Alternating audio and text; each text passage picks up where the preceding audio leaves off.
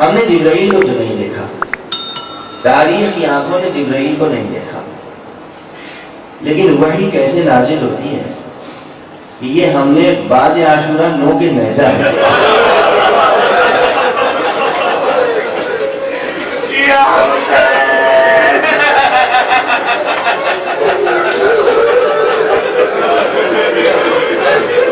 آپ نے شعور ایمانی کو باری کر رکھا،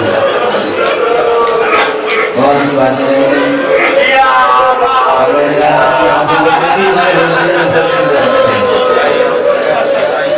کبھی خوشی نہ رکھے۔ سر مبارک حسین کی تلاوت شیعی روایت نہیں،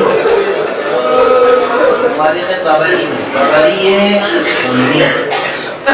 طبری ہے یہ روایت، اور طبری جیسے اور نہ جانے کتنوں نے لکھی کہ کھٹا ہوا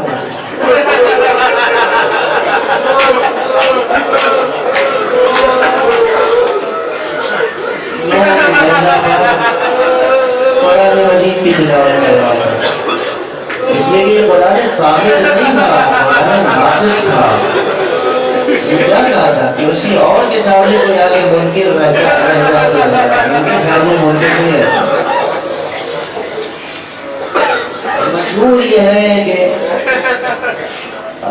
سورہ مبارک میں کہیں گی ایک آیت تلاوت فرمائی، اسے ایک آیت میں تلاوت فرمائی، تقریباً پورا قرآن بسم اللہ الحمدللہ سے لے کر والناس پورا قرآن حضرت نے تلاوت فرمایا ہے، کربلا سے کوفے میں، کوفے سے شام، اور بعض اہم مواقع ہیں جہاں پر کسی خاص آیت کو خاص ارادے سے تلاوت فرمایا تاکہ سننے والے پر اتمام حجت ہو جائے، تاکہ تاریخ کا حافظہ فراموش نہ کر۔ آپ آمد گریہ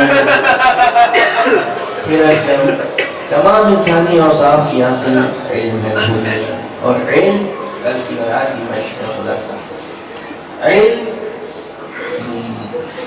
جزء ذات انسانی نہیں ہے۔ ہمیں علم حاصل کرنے کے لیے پہلا قدم کیا اٹھانا ہوگا؟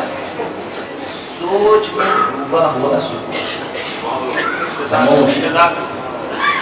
خاموشی سے سفر تحصیل علم کا شروع ہوگا۔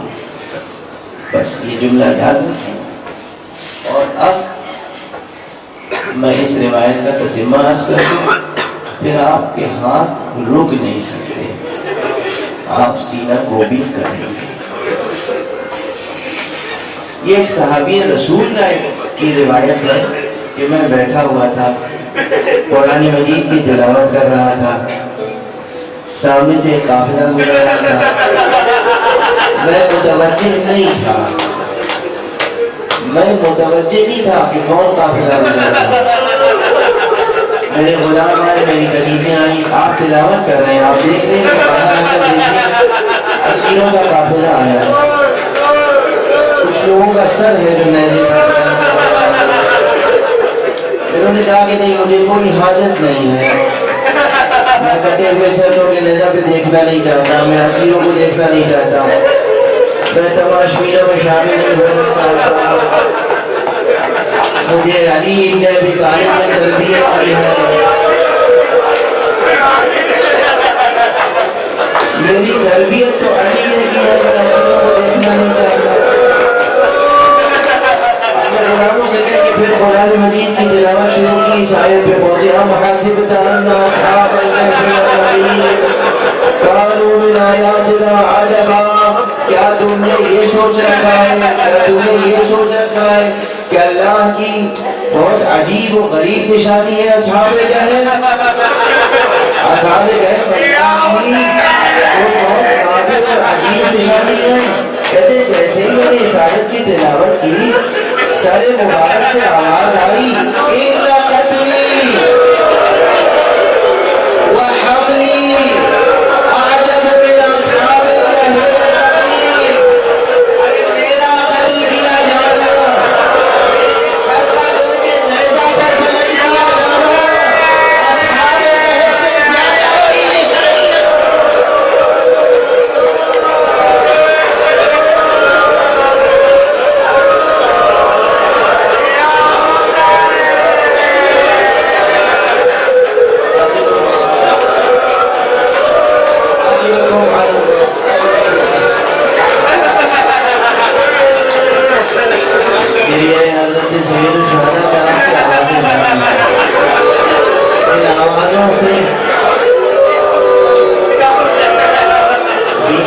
سیدنا کے دل کا درد تھم جائے. خدا کی قسم آپ کے آنسو بیوی کے زخم جگر کو مرہم کرتے ہیں. حسین کا غم بہت بڑا ہے.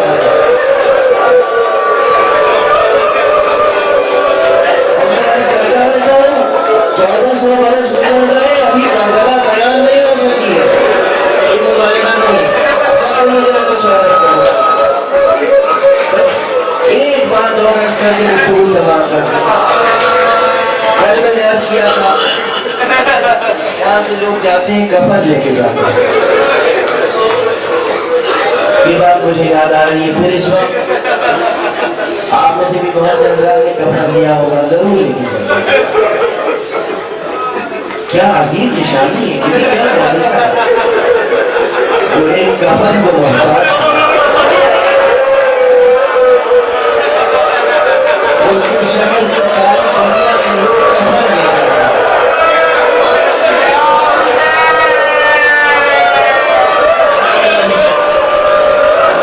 مجھے طاقت ہے پڑھنے کی, اللہ کی آپ خوب مدد کریں.